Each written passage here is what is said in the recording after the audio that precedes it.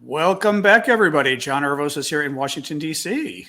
Let everybody know where you're from. Do an introduction for a couple minutes. As always, I will set the TikTokers free, the TikTok flying monkeys. Hang on here.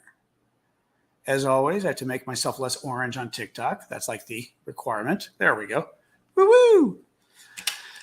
Woo! Hey, everybody. Thank you, as always, moderators, for doing your magic, especially on TikTok. All right, waiting for my first TikToker here. IG Papery, you're the first person on TikTok. Woo! Very excited. Hey, everybody, welcome. I'll repeat it again. I'm John Arvosis for the TikTok folks. Already said hi to the YouTube, Facebook, Twitter folks. We always take a minute for folks to say hi, or 2 minutes, actually. So if you want to just tell folks where you're from, I think that's always kind of fun to see everybody from around the world. And then once we've got enough people who have come in, we will start. But usually, like I said, we wait a couple minutes. Excuse me. Thank you. Back at you. What's going on today, everybody? I find myself tired every day. I don't know if it's this stuff or just tired. I was always tired during COVID. I'm tired again. Thank you for that already on TikTok and the roses. What else we got? Oklahoma, Canada, Nova Scotia, Kenya. That's always fun. Yeah, I know, Kendra. We're going to talk about that. Very creepy news. Arkansas, Utah. Nice. Minnesota, Oklahoma. A lot of our American brigade, although that is not Ireland. Not surprising, though, because I know we do our America-centric hour for when we hold this during the week. Remember, weekends, we tend to do 1 or 2 p.m. Eastern time U.S., which is much better for the Europeans. So hopefully that will work for you guys. All right. You know, when TikTok hits 3,000, I'm starting. We're almost there. Almost there. I'm just letting folks introduce themselves to everybody. All right, TikTokers, we're almost there. YouTubers. All right, there we go. TikTok hit 3,000. I will start. Welcome, everybody. Thanks for joining us. Feel free to continue saying where you're from in the comments. It's sort of a nice way we start the show with everybody introducing themselves. Kind of interesting to see where folks are from. I'm John Arvosis, Washington, D.C., and I am going to summarize for you, probably for about 20 minutes, the latest news today, why it matters, maybe 25. We'll see. And then we're going to delve into the question and answer period. We go till around 8:50, meaning an hour and a quarter, so 75 minutes for the total show, and then we hang out afterwards. And surprisingly, people actually enjoy the hangout afterwards. So feel free to join us then. Just to do a quick update on folks, I launched yesterday, before we get into the substance of what happened today in Ukraine, I launched yesterday a new fundraiser. We're raising money for medical kits. Basically, these are military-grade first aid kits. Really, really good first aid kits that are things for, you lose a limb and you need to stop the bleeding. You get a hole in your chest. You've got broken limbs. I mean, it's more than just what a school would want. They go for about $104 each. Since yesterday when I started, we've raised over $5,000. I already bought, look at my number here, 43 of the kits and have sent them off. They're going to a huge Ukrainian-American organization, the charity. Thank you for that. That's very reputable. And they box everything up there and they ship it off to Ukraine. No problem going. It goes through Poland or somewhere else. That's very safe. It has no problem arriving. So don't worry about that. But anyway, very exciting. So if folks still want to contribute, I've set up a goal of $10,000 so we can send 100 of these kits, more or less. Again, they're medical kits for soldiers and citizens in Ukraine. 100% of the money, thank you, back at you, TikTok. 100% of the money goes to buying the kits. I don't take a cut. You can find the link in my profile on TikTok. You'll see the beacons.ai link. Click on that, and the very top link, thanks for the hat. The very top link will tell you how to donate. It is a PayPal link, but the cool thing is you don't need to use PayPal. You can just use your credit card. It's kind of a nice alternative because I know not everybody likes PayPal. All right, guys. Anyway, thank you for that. Really cool. I'm just very excited that we were already able to get a number of the kits. Let's get more. News today. So NATO's chief, where is he? I think, oh God, I always forget this. Is he Swedish? It's Stoltenberg. Is he Swedish? Is he Norwegian? Always forget this. But it was, he said, actually, you know what? Now I'm getting worried. It's funny. I wrote down NATO's chief, But the NATO chief could be the Supreme Allied Commander, who's the top military commander, or he could be the, sort of the head of NATO, who's a civilian. Interesting question. I don't know which. I should have written that down. But what I wrote down, which was important, was he says that Putin has not given up on trying to capture Kiev, the capital. He's not given up. And so long as Putin wants to capture the whole of Ukraine, which, again, a lot of people think Putin hasn't given up on this. I mean, he screwed up in Kiev. He screwed up in the north. His troops have had to leave the north. They're regrouping. Thank you for that. So they can fight in the east, right? Because they want to take the eastern region. But he hasn't given up on taking all of Ukraine. So they're still concerned that that's coming next. And frankly, one of the things I heard today was, if he can get a hold of eastern Ukraine successfully, then he wants to take those troops and possibly go back to Kiev again, the capital, and attack. Instead of from the north, he'd be attacking from the southeast. Thank you for that. And probably bring more troops to the north again. So the NATO chief's concern was that this war could go on for years if Putin insists on trying to get all of Ukraine. So very scary. And if we got any moderators on TikTok, you know what to do. What else was I going to tell you? All right. So a couple other cities to keep in mind as you sort of watch what's going on with the war. The two sort of cities I heard about today, one I knew about yesterday, a new pair of cities to keep an eye on. One I just heard about today. They are the cities, and I didn't look up the pronunciation for the first, Izum, I-Z-Y-U-M. It could be Ukrainian, you best me. Izum, and the other one is Sloviansk. Both of them are south, maybe even a little southeast of Kharkiv. Kharkiv, second largest city in the northeast of Ukraine, right? And these are two strategic cities that get you close to that region in the east that Russia wants to steal from Ukraine and make independent and ultimately make part of Russia. Well, these two towns apparently are incredibly strategic. I was watching the generals on TV today, or the former generals, saying that because of their transportation crossroads, it's really important to get these towns to get the logistics. Well, if you're Russian, you want to get these towns, Izum and Sloviansk, because you want to cut off the Ukrainian logistics. You want to cut off the Ukrainian troops from getting resupplies of food and water, weapons, gasoline, diesel fuel, etc., right? And the same thing back at the Russians. They're very strategic towns in terms of the roads going through them. Both sides need them, and we're expecting big battles to be happening in that area. Who knows when, but coming up soon. What else we got? Mykolaiv, another town you're going to hear a lot of. We've heard about this town before. This is one that's been in the news a lot over the last month. Mykolaiv is in southern Ukraine, just east of Odessa. So if you look at Ukraine on the map, there's a area that borders the water. Look kind of to the west, to your left, and you will see Odessa, the third largest city in Ukraine, very famous old city. I mean, it's apparently a beautiful city. We've always wanted to go. And if you look just a little east of there, you'll see Mykolaiv. Mykolaiv is a town that the Russians are, basically trying to destroy. It's another town they seem to not be able to hold on to, and they've decided to destroy orphanage and schools in recent days. Yeah, great. Mariupol, another important town. Mariupol, looking at the map again. South, maybe east. Kind of east, southeast, I would say. Mariupol. And I always explain this because I think it's important, because it also gives you a sense of what Russia's trying to do here.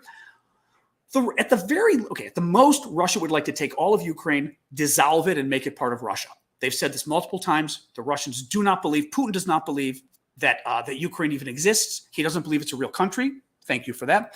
And he wants to dissolve it, make it part of Russia. So the first thing they want to do, though, like the sort of the fallback, which is what they're going for right now, and then later they may try to get all of Ukraine, is to steal the east, which I've been talking about, the Donbas region. These are these sort of breakaway regions. I don't even like to call it that, because basically they're regions in eastern Ukraine that Putin decided he wanted, so he decided to fund people to cause trouble. And he's giving money to people that are standing up and going, oh, we want to be independent, and this kind of stuff. They've been raging a civil war. I don't even want to call it it's not a civil war. It's a guerrilla war. It's a war funded by Russia against the Ukrainian government to try to steal these regions and make them part of Russia, basically. Secondly, you've got Crimea in the south. Again, if you look at the map of Ukraine, very south, there's this peninsula going into the Black Sea. That's Crimea. That is Ukrainian territory stolen by Russia in 2014. And I always like to sort of show both hands. So you got Crimea in the south that they've stolen, and you've got eastern Ukraine, Donbas, which is now where the battle is going to go on big and what Russia wants to steal. Well, between that, you've got Ukrainian land. They're not connected. The Russians want to steal this sliver of land where my two thumbs are bordering the Black Sea, and then they'll have a connection from Crimea all the way up to eastern Ukraine to Russia, which is right next door, and it would all become Russia. Well, what do you think is in the middle here? Right, not even the middle, right here, Mariupol. So Mariupol is basically the huge city on the water that Russia has not yet been able to get, and they need it if they're going to create this land bridge, at least in their first goal, as I've talked about, which is to steal sort of that entire swath of land. Second goal later on, or second goal we'll call it. First goal was to get Kiev, and they failed. Final goal is then to get Kiev again, maybe take the whole country. So anyway, Mariupol is the one that's been bombed bejesus out of. That's the one. I mean, Bucha, which we're going to talk a little bit about again as well, is the one where all the horrific human rights abuses happened in the last several days. We found out about them in the last several days. They happened over the last month of Russian occupation. I don't know if it was 20 days or so of Russian occupation. Mariupol is the city in the southeast that I just told you about, the crucial city. The Russians have still not been able to get control. They've been bombing it for a good 3 to 4 weeks now. They cut off food. They cut off water. They cut off heating and fuel. People have been, it is winter, it's spring, but it's still winter spring. I mean, it's been snowing in Kiev on TV last night. People have been living their freezing weather. Pretty much everyone has had to go down into the subway system, war bunkers, bomb shelters, because it's not safe anywhere. The Russians have destroyed like 90% of the buildings they've hit in the town. It's horrific. Well, the Red Cross has not been able to go in. They've only been able to evacuate a few people. Russia does not want the Red Cross to go in because they don't want to evacuate civilians. They want the civilians to starve, as we've seen in Bucha. This is a strategy to kill the civilians. Now, the latest news, which someone had mentioned just when we got on, someone on YouTube mentioned it, is the Ukrainians are saying that the Russians have brought in portable crematoriums, portable devices for burning. That means my laundry is done. Portable devices for burning bodies. Now, if you remember at the beginning of the war, we had heard this discussion. We had heard reports that the Russian troops were coming in, and on satellite or wherever, they had spotted these crematoria, these portable crematoria coming with them. And everybody thought, I remember reading this online, everyone thought, wow, the Russians think so little of their troops that they're bringing these machines to burn their bodies, expecting them to die and not to bring them home. Well, now the concern is that the Russians brought these things because they want to hide the war crimes. And they've seen what happened in Bucha. In Bucha, we're talking about, thank you for that, by the way, on TikTok. Bucha, we're talking about maybe so far, a couple hundred deaths proven so far. Mariupol, town of several 100,000 people, God knows how many people could be dead there after a month of bombing. And again, same kind of Russian troops. It's not like the Bucha troops were any different than the troops down there. So very scary, but very believable that Russia would try to hide the evidence. Now, and I forgot to mention, by the way, once we get done with my summary of the news, we'll get to the Q&A on TikTok. There's some kind of a question function. I know how to access it on my end. However you do on your end, you figure it out. But you can submit questions there. That's the easiest way for me to pull them up. On YouTube, feel free to put them in the comments. And as always, if you do a super chat question, it works out as a donation to me. Thank you for that. And I also promise I will absolutely get to the super chat questions, and I'll even get to them as the next topic. In other words, even if I'm in the middle of talking about something else. But it's also just a nice way to support my work, so thank you. Bucha. All right, let's talk about Bucha a little bit more, guys. So, as I said, Bucha is the town where this weekend, I think Saturday, we started to get the news of these horrific killings. The media and I'll put Ginger's question up so I don't forget. The media and the Ukrainian troops come into town after the Russians leave. And remember that one big street they're coming down, and they're seeing bodies, 20 bodies on this street, all of them looking like civilians. One man is on his bicycle, and he's literally fallen over dead. They shot him while riding his bike.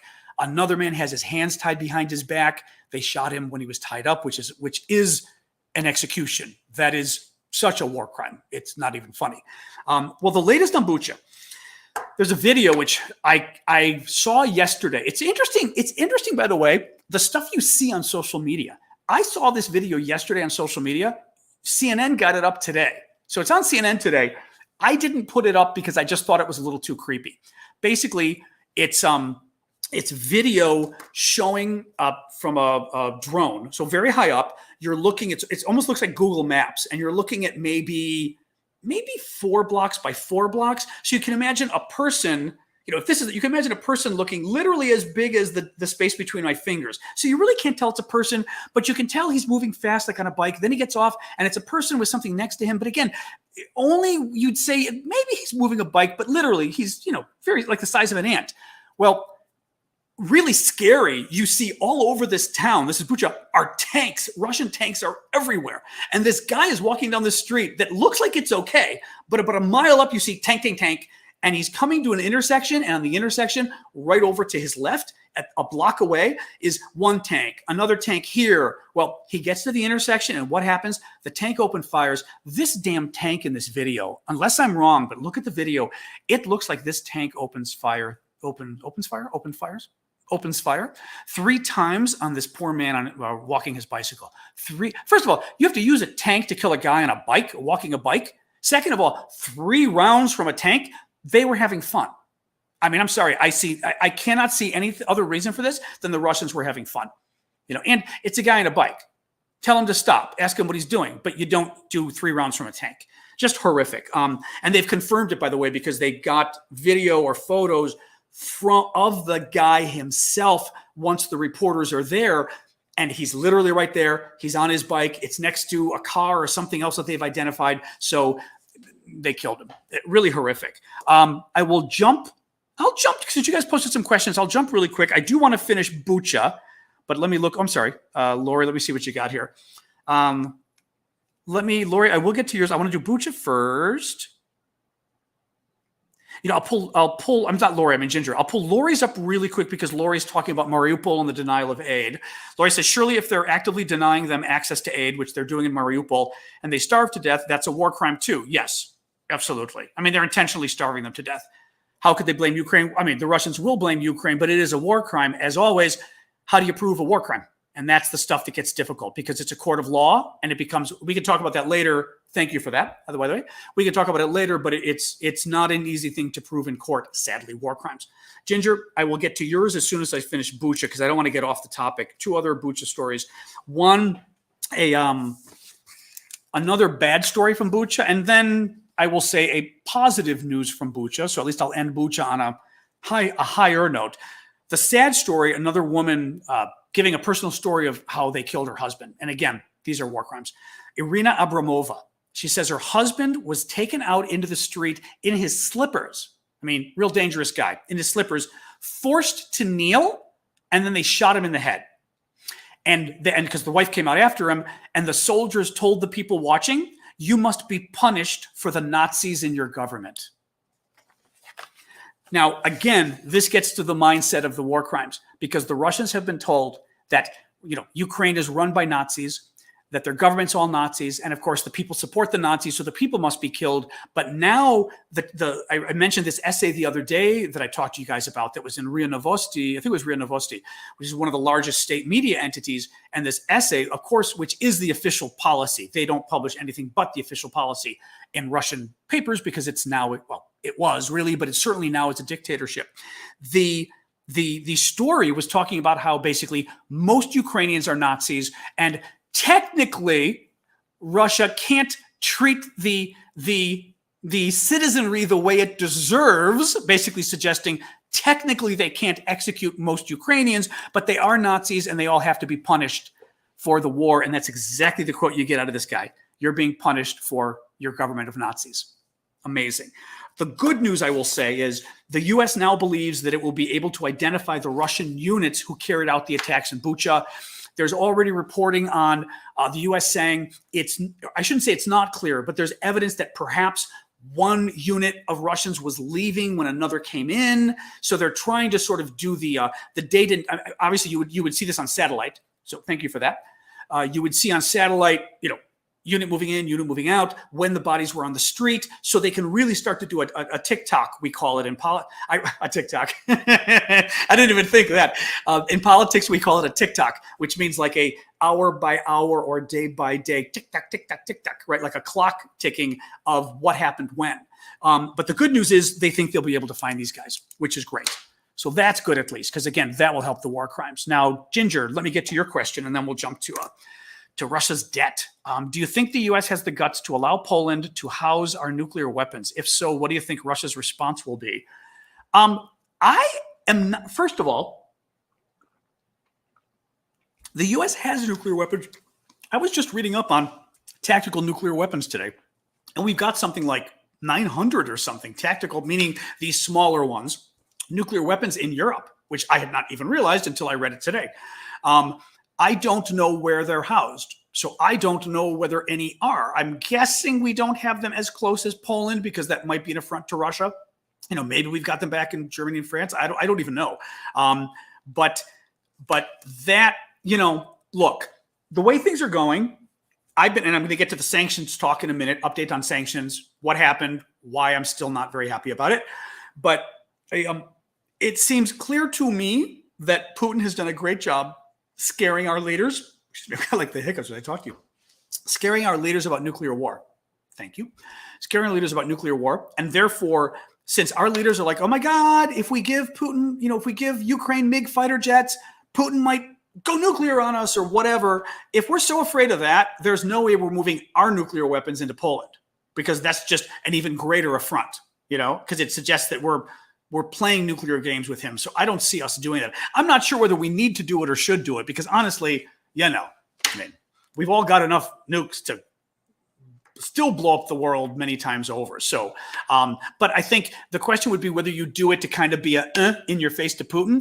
And at least clearly the thinking of all of our governments is they're walking very gingerly, to make a pun unintended on your name, around Putin. So I don't see them doing it. Again, I'd like us to be less ginger around Putin. Carrie asks, is there anything we can do to pressure NATO to go in? Well, I don't know about going in, but I think pressuring NATO overall might be a good idea. I just don't think they're doing enough. I'm going to get to it when I get into the sanctions on why I don't think they're doing enough. But, we're in democracies. They listen to the people. The poll I saw maybe a week and a half ago now was that Americans felt that Biden wasn't doing enough. Now, having said that, Americans still felt that they wanted Biden to keep us out of war with Russia.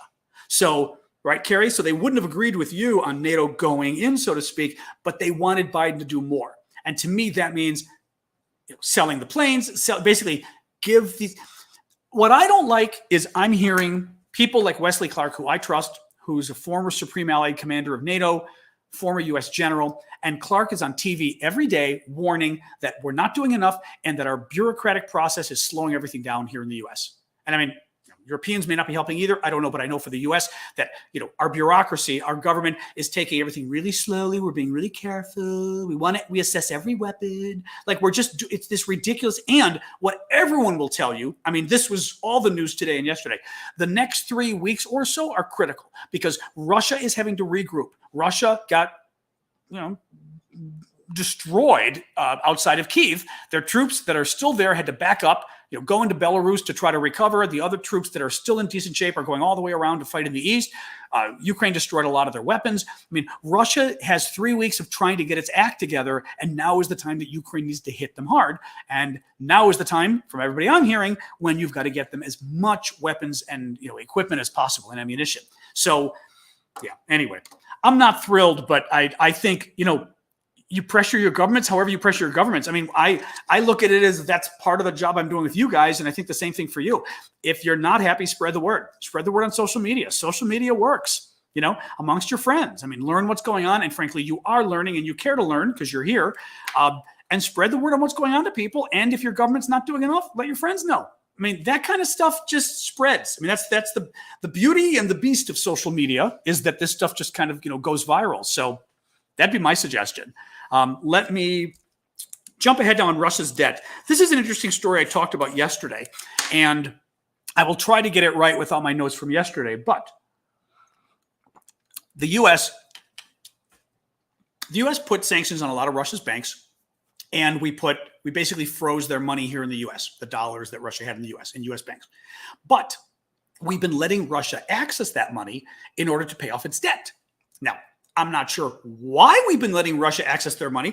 That will come up when we get to the sanctions discussion we're going to have in a little bit, where I go, spoiler alert, what I'm going to talk about is why do we keep finding new things to do to Russia that we haven't done already? Let's just do it. But we're going to get to that. So with the banks, for for the last month, we've been letting Russia take money out of our banks and pay their debt. Well, finally, yesterday, the U.S. said no more. So Russia has to basically turn to its own money, its own savings, so to speak. Thank you for that. Its own reserves, and use some of that money to pay its debt, which would be great. John does not have a cat. John has a dog. So Russia has to use its own money. And if it uses its own money to pay the debt, that's money that they can't use on the war machine. So it's a smart idea.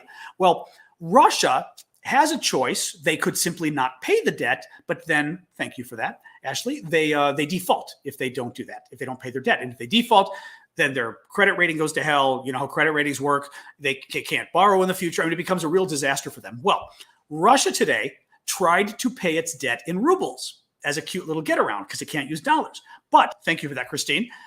They're not allowed to pay in rubles. The agreement they've got says they've got to pay in dollars. So Russia tried to pay in rubles. According to the stories I read today, the banks are going to say, the deal is dollars. And you've got a 30-day grace period. Now it's 29 days, just like you or me, I guess, when you've got, thank you, literary GA, Subi, yep.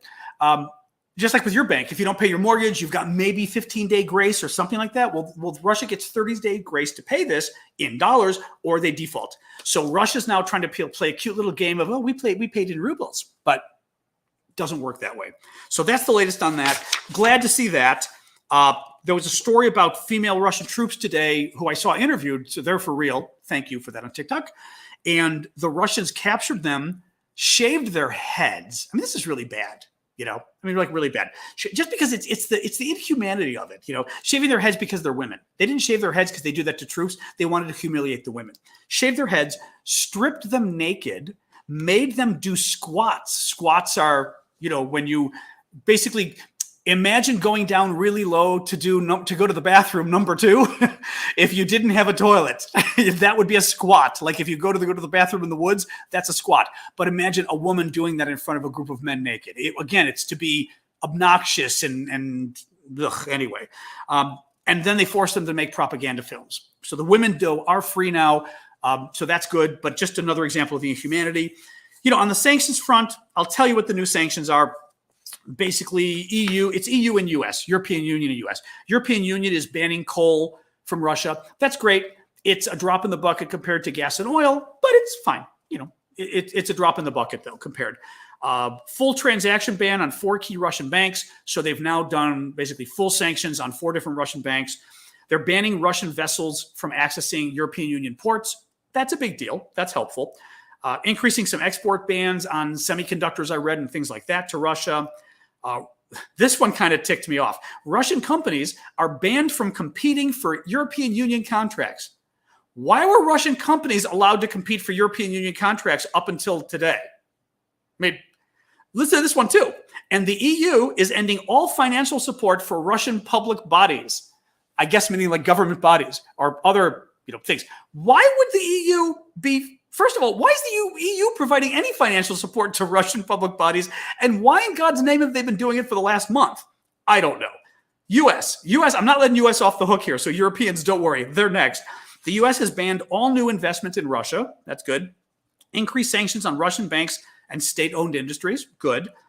And sanctioned Putin's 2 adult daughters and Lavrov, who's the foreign minister, Sergei Lavrov, his entire family, or not his entire family, but a large number of his family. And again, I'm asking myself, why didn't we go after Putin's daughters a month ago? Why didn't we go after Lavrov's family a month ago? Now, Jake Tapper on CNN today was really good because Jake got one of the White House people on and was pushing the guy and said, look, why didn't you do this earlier? Like, why do we keep getting these sanctions in drips and drips and drips? What Putin's done is bad enough. And he's giving an answer about, we coordinate with our allies. And then he says, but you've got to understand, no sanction is going to change Vladimir Putin's behavior. I heard that. And Jake pushed him again, but I would have been down the guy's throat because as soon as they and they say this, and maybe it's true, right? It probably is true. No sanction is going to change Putin's behavior. If no sanction is going to change Putin's behavior, then there's no reason to slowly ratchet up the sanctions. You slowly ratchet up the sanctions because you're trying to stop their behavior. It's like with a kid. You say, okay, one more word and you're grounded for a week. And the kid says, nyeh. You say, one more word and you're grounded for 2 weeks. You keep upping the pressure so they finally stop. That's why you ratchet up sanctions. The U.S. even said in response to Bucha, the massacre in that town in Ukraine, we're announcing new sanctions today. And it's like, why? Because you've already said the sanctions won't influence Putin, so the sanctions aren't going to stop a new massacre. Why don't we just do all the sanctions now? This is the thing I don't get, right? At least by doing all the sanctions now, we hurt the Russian economy as soon as possible, as quickly as possible, and we give time for those sanctions to slowly kick in and maybe hurt the Russian economy enough that it hurts their war machine, that it hurts their effort to keep the war going. But again, and I'll close with this. I mean, I've got more topics, but closing with this on this. If the sanctions aren't going to change Russia's behavior, then you don't implement the sanctions incrementally, tranche by tranche, slowly. Because the slowly thing is you tighten and tighten and tighten to make it worse and worse. So the other guy says, no more. But if you know he's never going to do it, then just do all the sanctions. The final point I was going to make. Clearly between the lines, what the White House was saying but didn't want to admit was they're blaming the Europeans, is my opinion. When he said, well, these are coordinated with our European allies. And I wish Jake again had responded, oh, so you're saying Europe is the reason we're not doing these earlier? Are you blaming Europe? Because I'm not convinced Europe should be blamed for all of these anyway. But it sure sounded like the White House was saying that. So I'm annoyed about this topic. Two other final things, both a little annoying. The European Union foreign policy chief today, I had his name earlier, Joseph, I'm forgetting his name, starts with a B, might be Spanish, but he's the foreign policy chief of the EU, European Union. He was giving a speech, and it was very interesting because he was trying to explain how much we have or have not helped Ukraine yet. And he said the European Union has given 35 billion, with a B, 35 billion euros to Russia in energy purchases since the war started. The European Union has given 1 billion, with a B, in weapons and arms to Ukraine since the war started. So 35 times the amount to Russia in energy purchases. I saw something similar last night, and I meant to copy it down, about the US.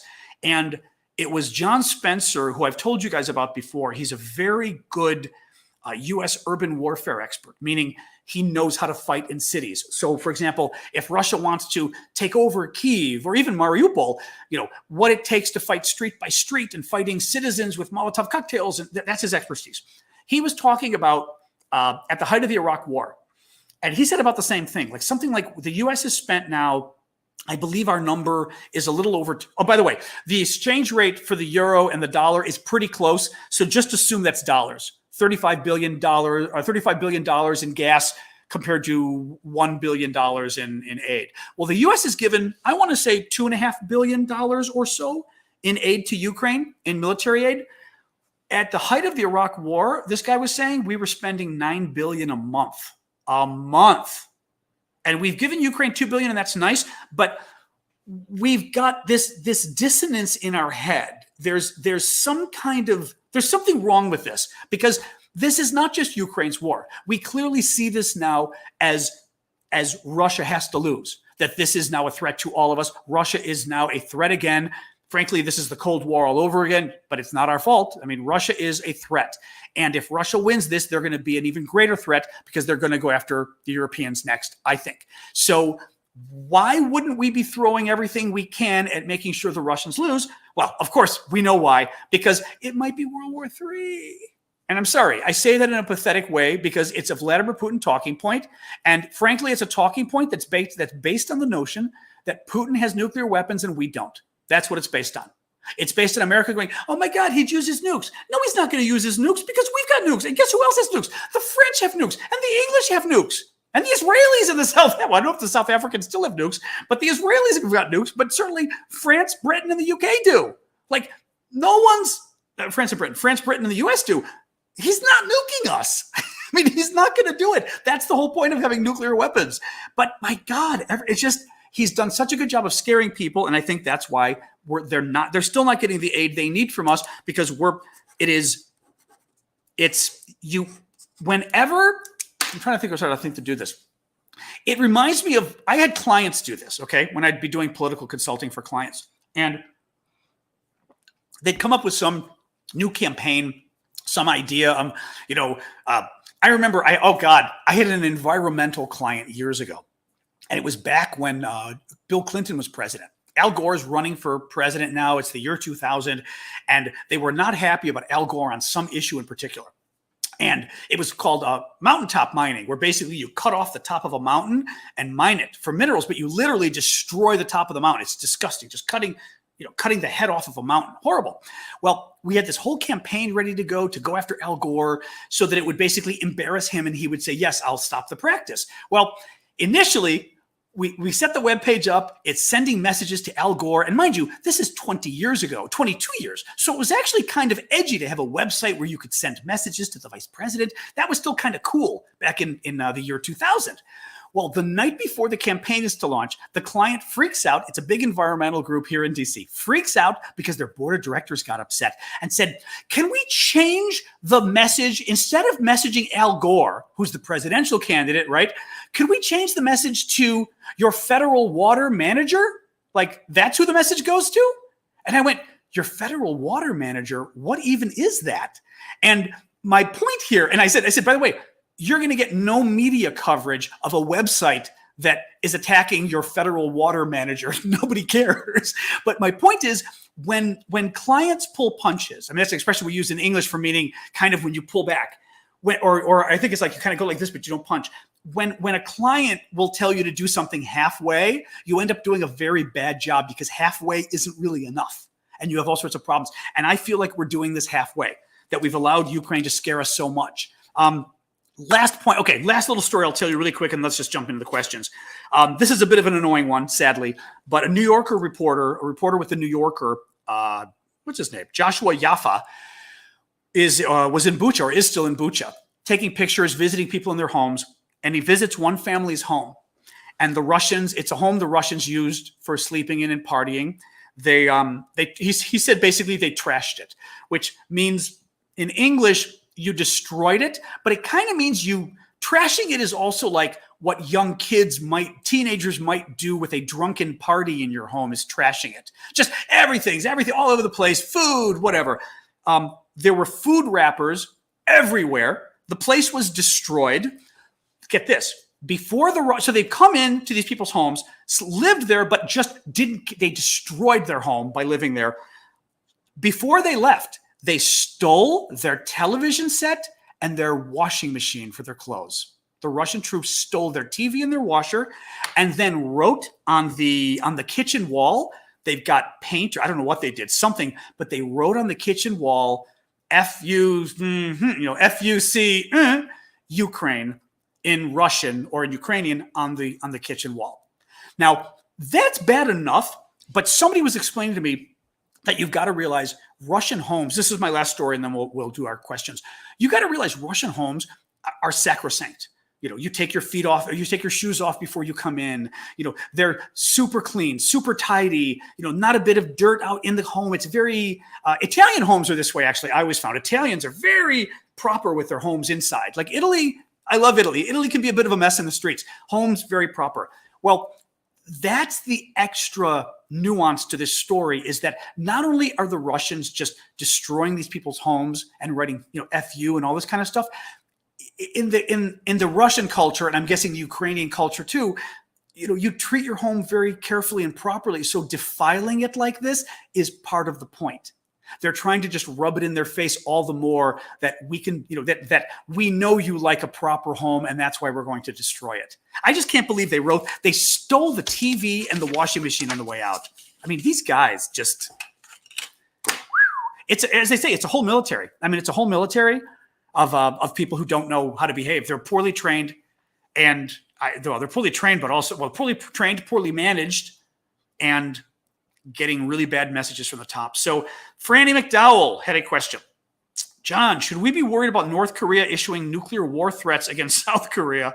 Oh, God, especially when we're busy with Ukraine and Russia. I mean, yes and no. The problem with North Korea is they're crazy. I mean, they're just crazy. So what I would say is this. The concern people have about Vladimir Putin is actually legitimate vis-a-vis North Korea. Like, North Korea could go nuclear just because they're crazy.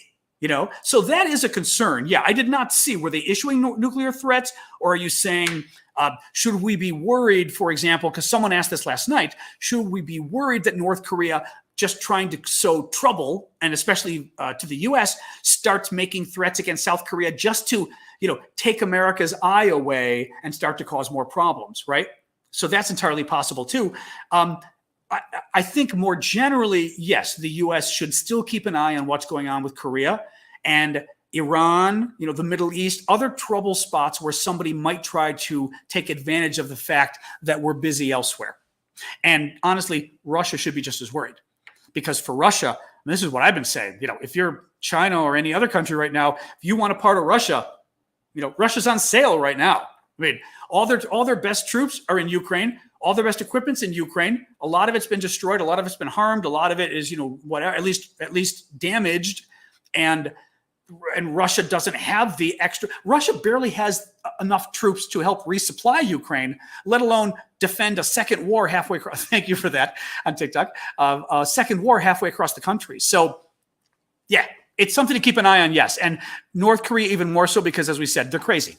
I mean, they really are. That country is just nuts. Questions on TikTok. Since we already did several with you guys. No, there isn't. Christerical. That's cute. I'm going to put this up just so folks can see your name. Christerical. That's hysterical. Christerical says, is there any way to override Russia's veto in the United Nations? No. The way the Security Council, so you've got the United Nations overall, the General Assembly, again, I guess it's like 193 countries or so. And then you've got the Security Council, or the various committees of the UN, which have smaller numbers. The Security Council, I'm forgetting, I want to, 15 members? Somebody correct me, I should know this. 15 members of the Security Council, I believe. And you've got 5 permanent members who are always there, and then the other 10 or so fluctuate. And they just take their turn. Every country gets a chance to sit on the Security Council for a month. And the permanent members are the US, Russia, Britain, France. Who am I missing? I know this. The post-war powers. UK, Germany. I know this. China. Yeah, China. Okay, I'm forgetting China. Yeah. And China. And the problem is, China's the 5th one. It is. Oh my God, I can't believe I'm forgetting this. 15 members. I'm having a little brain fart tonight here, guys, with these things. Jeez. But the problem is the permanent, anybody can veto, but the permanent member is China. That's what I thought. Thank you. I don't know why I was spacing out. The problem is, right, Russia is always there because Russia's a permanent member. Russia vetoes and boom, it's dead. So anything that has to go through the UN, the United Nations Security Council, will get vetoed by Russia. Now, having said that, the issue coming up tomorrow, I didn't mention this just because it wasn't as important, but I figured if it comes up, we'll talk about it. The U.S. wants to remove Russia from the United Nations Human Rights Council. And that vote comes up tomorrow, Thursday, and it requires 2/3 of the General Assembly. So that's 2/3 of the 193 or so. Nobody can veto it. So it just depends on whether 2/3 of the countries are willing to say, kick Russia off the Human Rights Council. And at least that's something, because how gross is it that Russia's, on a Human Rights Council while it's committing war crimes and potentially genocide, So that, let's see the vote tomorrow, but that's at least something. Thank you. Harvey asks, what do you think about the Joint Chiefs of Staff stating, oh my, you're kidding. 20 minutes ago. Oh my. I'm going to assume it's the chairman, Harvey. Is it the chairman, I'm assuming? Well, that must have just, 20 minutes ago. Oh my God. Yeah, because I was watching the news. That wasn't on the news yet when we started. That must be top of the hour. That the US and Ukraine could easily beat Russia in a conventional war. Are they prepping for all-out war? How interesting. That is... Okay, it's the truth. Of course it's the truth. I mean, Ukraine is giving Russia a run for its money, and Ukraine ain't anything like the United States. Love you, Ukrainians. You're amazing. Our military's bigger. Okay, we've got better weapons. We'd kick Russia, hopefully even more than you would, but frankly, I don't want to compare because Ukraine, God bless you. You've done a ridiculously good job. So what he's stating is the truth. The thing is, it's a very, okay, I respect you for picking up on this, Harvey, because it's an odd thing for him to say. This is, if it's the chairman of the Joint Chiefs, I'm sure it is, assuming Harvey's reporting is correct. The chairman of the Joint Chiefs is the top U.S. military official. So the top U.S. uniformed military official, that's how I'll put it. You've got the Secretary of Defense that is always a civilian in the United States, or the Minister of Defense, you'd say in other countries.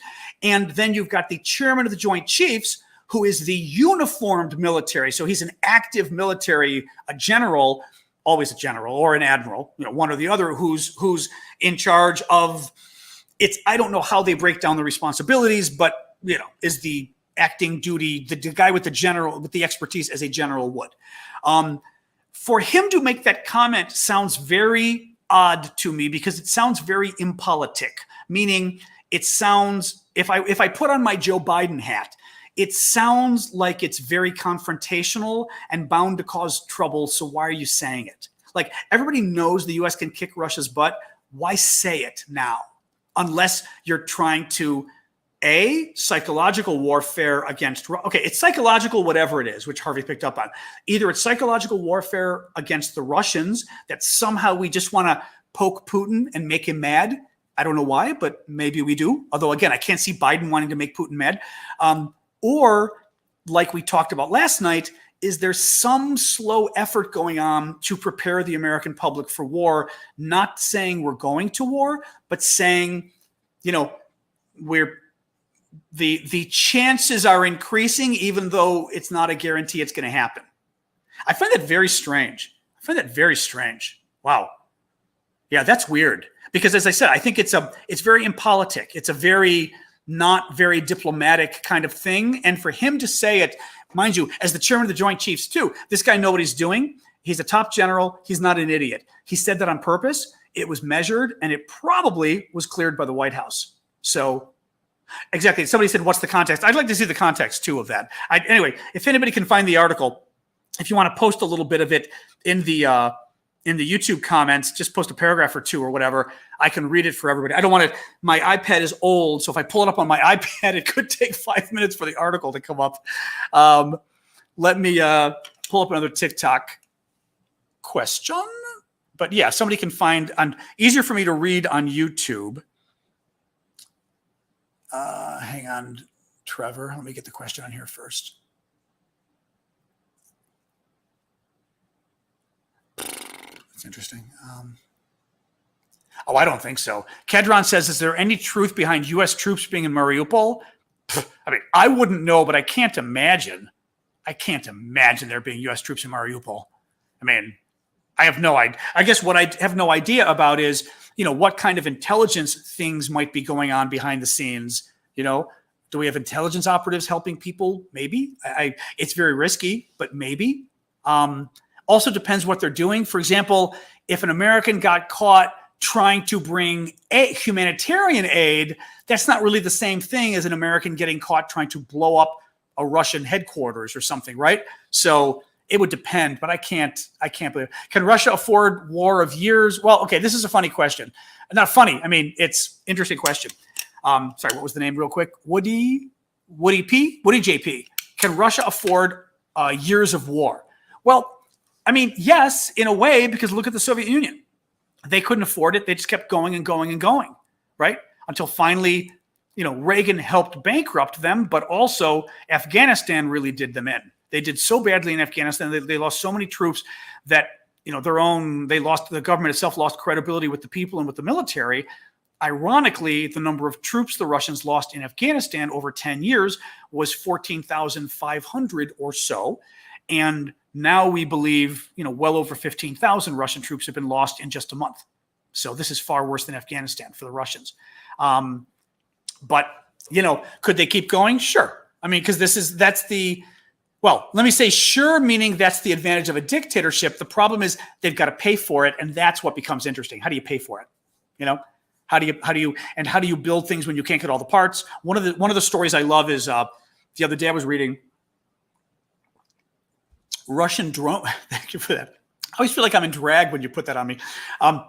Russian drones use a camera from Sony And the Russian drones can't get the Sony camera anymore because of sanctions. So they can't. So they've got one problem when they want to make new drones, which was interesting. So things like that are going to start affecting them. I'm a little annoyed. Okay, there's two things here on YouTube. I'm a little annoyed again today that we found out that Europe is, banning certain semiconductor sales to Russia today. Why didn't that happen a month ago? I mean, this is the stuff that's ticking me off, and this is the stuff I'd like to see all of us pressuring our governments more on is, okay, you're the experts on whether a MiG fighter jet does or doesn't cause nuclear war. I don't know. I don't buy it, but whatever. But I want explanations as to why we're doing all these things, why it's taking us a month to do this stuff when it's stuff we should have done on day one. That's pissing me off. Well, I'm not sure what you mean, Trevor. I saw your question, but I'm not sure with regards to what. Trevor says, do you think NATO is waiting for Putin's exact location? But exact location for what exactly? To try to kill him? No, that's not going to happen. That's not going to happen because that would be war. I mean, that would be all-out war if we tried to kill him. And we don't know who's coming next. I mean, if you were to try to get rid of Putin, preferably you'd want the Russian people to do it. The Russian military, the Russian spy agencies, something like that. We wouldn't want to be the ones doing it. It's just too risky. Yeah, we're not going to be assassinating Putin. No, if that's what you mean. If that's not what you mean, feel free to just put in the comments. It's a regular comment, and make sure one of the moderators highlights it for me. Maria, Russian soldiers are clearly sadistic. Oh yeah. If they filmed war crimes on their personal devices, could a tribunal somehow gain access to their phones? Huh. Interesting. Their phones. Well, this gets interesting. Thank you for that on TikTok, by the way. I don't know enough about technology. Clearly, the phones, well, there's two possibilities. One, they either use the phone they've got with them for Russia, or they use the phones. Thank you for that. Both of you, thank you for that. They either use the phone they brought with them from Russia. That is, like, maybe would it piggyback on the Ukrainian system, but still, like, I'm surprised, first of all, that the Ukrainians would let the Russians still do it. Maybe they're doing it for intelligence purposes. So maybe it piggybacks on the Ukrainian system and then connects to the Russian system. Maybe, I guess, if you're calling Russia. Or they're stealing Ukrainian phones and using it. Like, I guess you'd film it on the phone to bring with you or film it on the phone to send home. Somebody, thank you for the butterflies. Somebody's got to be stupid enough to do that. I mean, look at what happened in the U.S. Capitol on January 6th here. And I always say I'm going to avoid the politics of stuff, so I'm not going to get into that discussion. I've got very strong views on it, but I'm not getting into it. But I think we can all agree that if you are trying to storm the United States Congress, don't film yourself doing it. That's stupid. Right? These guys have video and photos of themselves that they sent around the world going, look at me, I'm committing a felony. And now they're in jail for 5 years. I mean, that is just an idiotic thing to do. So don't underestimate the stupidity of criminals. So I would not be surprised that some of these Russians are like, oh yeah, like whether first of all, when they were taking the Ukrainian female troops, which we now know because the troops have been released, the women are released, the Ukrainian soldiers, and they're shaved their head. First of all, you better believe shaving their head, some Russian was filming it with his camera. Of course he was, please. And then stripping them naked, again, filming, because mind you, stripping them naked in the head thing, thank you for that on TikTok, by the way, is to embarrass and dehumanize them. Well, what a better way than also filming it, right? All the boys with their cameras, and then they made them squat down, like I said, like going to the bathroom in the woods, totally naked. It's meant to embarrass them. Again, the better way to embarrass them is film it too. These idiots have to have filmed it. The question becomes, and it would take a tech person to figure it out, thank you for that as well, Amanda, if it goes through the Ukrainian system before going to the Russian system, is there any copy of it? I don't think so. The phone itself would have a copy, so you'd have to get the phone off the Russians. Now, you could get a Russian phone or even a phone in a Russian's possession when he gets killed or injured. You could get it. It's in his Jeep or his tank. His tank blows up. Whether he's injured or not, it's in there. So that's really interesting. Whether the problem is normally, what these guys in the U.S. Congress did, a lot of these just bozos, these dummies, they were filming it live. So they were doing things like this. Hey, I'm live in the US Congress. So lots of, whether it was saved on Facebook or wherever, it was saved somewhere to access. Other people broke into some of the social media sites that were being used. I'm telling you the details because it's interesting for Ukraine. The people on January 6th were also posting a lot of these videos on this social media. I forget which one, but it was a social media site that some of the people on the right like to use. Well, somebody broke in and downloaded all the data. So they literally had these guys posting all of their crime videos in one place, and someone downloaded the entire database. So you'd need something like that. Like, are the Russians dumb enough? Yes, to post it on VKontakte, for example. God, now you're making me, okay. Now you're making me remember something that I've got to tell a spy friend of mine, because VKontakte is I call it the Russian version of Facebook, VK. It's not Facebook, but it's a ripoff that the Russians basically stole and made of Facebook.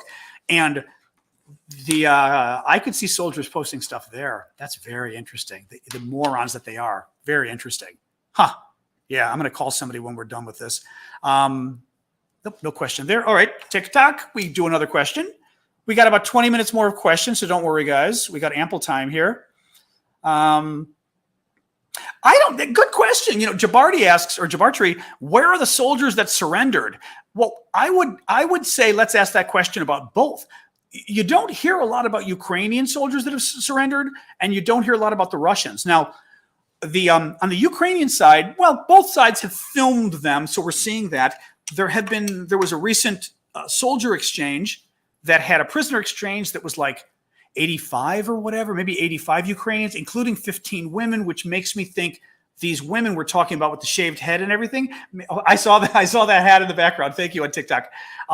That those women might have been from the prisoner exchange, but neither side seems to be talking about how many prisoners they have. The Red Cross is supposed to have access. I haven't heard anything about them having access. I don't think they do, but they're supposed to. Oh, thank you, Dylan. I appreciate that. Make sure I didn't miss any super chat questions on YouTube. Otherwise, let me jump to a YouTube question, then I'll jump back to TikTok. Thank you for the birds. I'll jump back to TikTok again. Anybody's used for a prisoner exchange. You could be surrendered, you could be captured, whatever. Well, surrendering, you got to be careful, I guess, how you surrendered. If you surrendered because you were surrounded, okay. If you surrendered because you said, I don't want to fight anymore, the Russians may shoot you if you go home, right? Well, there's a question.